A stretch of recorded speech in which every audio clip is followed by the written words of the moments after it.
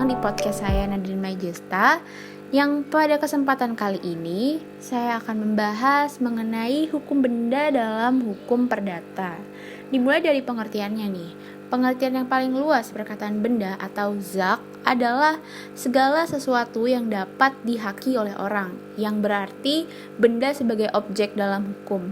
Ada juga perkataan benda dipakai dalam arti yang sempit, yaitu sebagai barang yang dapat dilihat saja. Ada juga dipakai jika yang dimaksud kekayaan seseorang. Jika benda itu dipakai dalam arti kekayaan seseorang, maka benda itu meliputi barang-barang yang tak dapat dilihat, yaitu hak-hak, misalnya hak-hak piutang atau penagihan, sebagaimana seseorang dapat menjual dan menggadaikan hak-haknya. Begitu pula perkataan penghasilan telah mempunyai dua macam pengertian, yaitu selain berarti penghasilannya sendiri dari suatu benda, ia dapat berarti juga hak untuk memungut penghasilan itu. Misalnya, hak memungut uang sewa atau bunga dari suatu modal. Menurut pasal 499 KUH Perdata, pengertian benda atau zak adalah segala sesuatu yang dapat menjadi objek hak milik.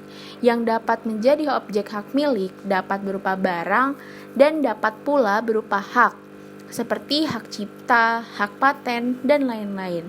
Namun, pengertian benda yang dimaksud oleh KUH Perdata adalah benda berwujud seperti kendaraan bermotor, tanah, dan lain-lain. Sedangkan benda tak berwujud seperti hak cipta, hak paten tidak diatur oleh KUH Perdata, melainkan diatur dalam undang-undangnya tersendiri, yaitu Undang-Undang Perlindungan HKI atau Hak Atas Kekayaan Intelektual. Dalam KUH Perdata, kata zak mempunyai dua arti, yaitu barang berwujud dan bagian daripada harta kekayaan.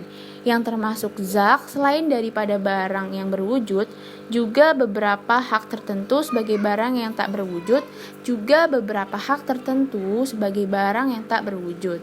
Selain pengertian tersebut, benda atau zak dapat berarti bermacam-macam, yaitu yang pertama, ada benda sebagai objek hukum. Nah, itu ada dalam pasal 500 KUH Perdata. Lalu, benda sebagai kepentingan ada dalam pasal 1354 KUH Perdata. Lalu ada benda sebagai kenyataan hukum dalam pasal 1263 KUH Perdata. Lalu ada benda sebagai perbuatan hukum dalam pasal 1792 KUH Perdata. Nah, hukum benda ini adalah terjemahan dari istilah bahasa Belanda, yaitu zakenrecht. Menurut Profesor Sudiman Kartohadiprodjo, hukum kebendaan ialah semua kaidah hukum yang mengatur apa yang diartikan dengan benda dan mengatur hak-hak atas benda. Adapun menurut Profesor L.J. Apeldoorn, hukum kebendaan adalah peraturan mengenai hak-hak kebendaan. Lalu ada juga menurut Profesor Sri Sudewi Mason Sofwan, yang diatur dalam hukum benda ialah pertama-tama mengatur pengertian dari benda, kemudian pembedaan macam-macam benda, dan selanjutnya bagian yang terbesar mengatur mengenai macam-macam hak kebendaan. Jadi hukum benda ini adalah peraturan-peraturan hukum yang mengatur mengenai hak-hak kebendaan yang sifatnya mutlak. Lalu ada sistem pengaturan hukum benda. Nah, gimana sih sistem pengaturan hukum benda ini?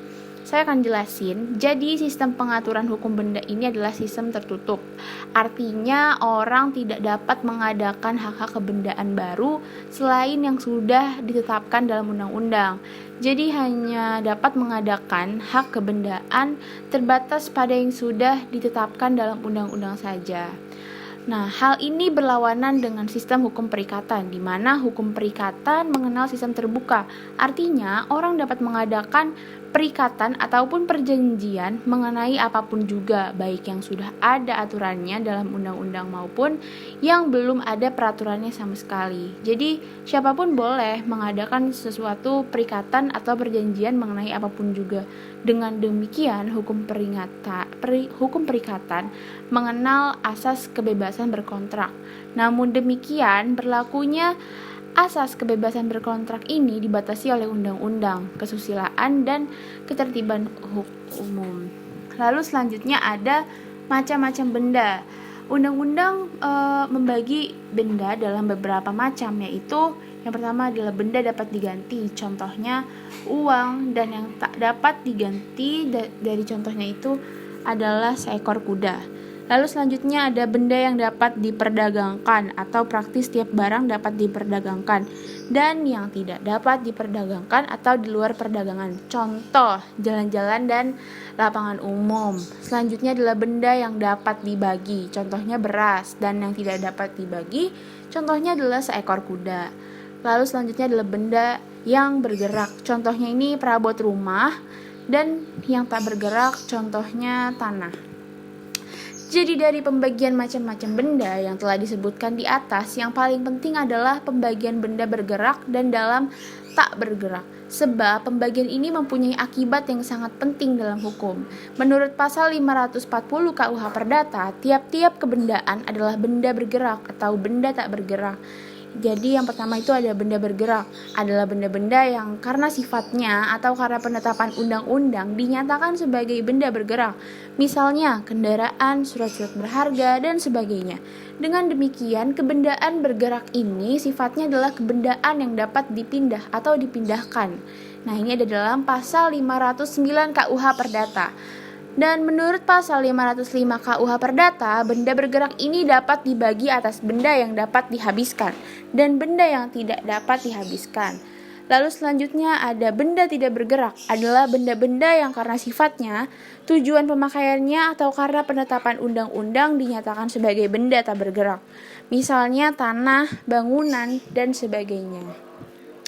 Dari pembedaan macam-macam benda sebagaimana disebut di atas, yang terpenting adalah pembedaan atas benda bergerak dan tidak bergerak, serta pembedaan atas benda terdaftar dan tidak terdaftar.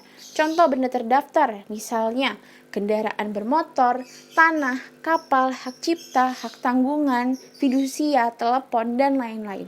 Sedangkan benda tidak terdaftar atau tidak atas nama adalah benda-benda bergerak yang tidak sulit pembuktian pemiliknya karena berlaku asas yang berbunyi yang menguasai dianggap sebagai pemiliknya, seperti alat-alat rumah tangga, pakaian, perhiasan, hewan-hewan peliharaan, dan lain-lain.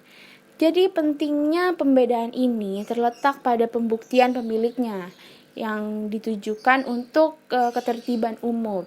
Benda terdaftar dibuktikan dengan tanda pendaftaran atau sertifikat atas nama pemiliknya. Sedangkan untuk benda tidak terdaftar atau tidak atas nama, berlaku asas yang menguasai dianggap sebagai pemiliknya.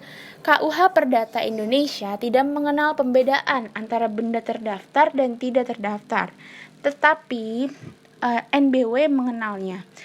Benda terdaftar ada yang atas nama dan ada yang tidak atas nama. Sebaliknya, benda atas nama ada yang terdaftar dan ada yang tidak terdaftar.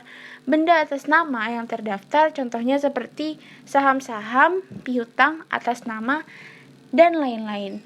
Mungkin itu saja penjelasan saya mengenai hukum benda dalam hukum perdata. Kurang lebihnya mohon maaf. Sampai jumpa di kesempatan berikutnya. Terima kasih.